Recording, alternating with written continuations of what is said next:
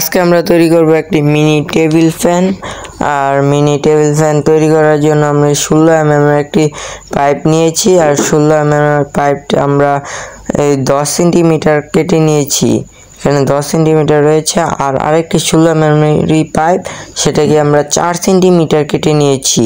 তারপরে এই 4 সেন্টিমিটার পাইপের উপরে নিচে লাগানোর জন্য দুটি পাইপ রাউন্ড করে কেটে নিয়েছি, উপরে আর নিচে লাগানোর জন্য।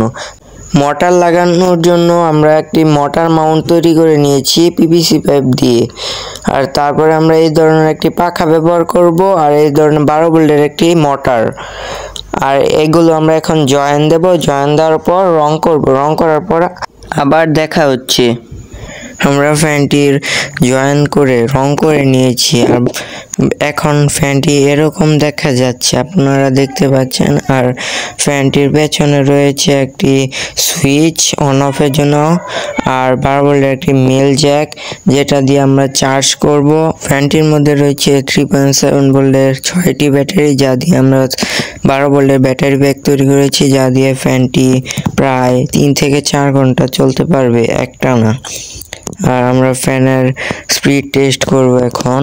The feel that looking me took me, shaking me, feeling me, singing from high, like from the pain, taking my message from the rain, speaking my lesson from the waves, in the viewing through that.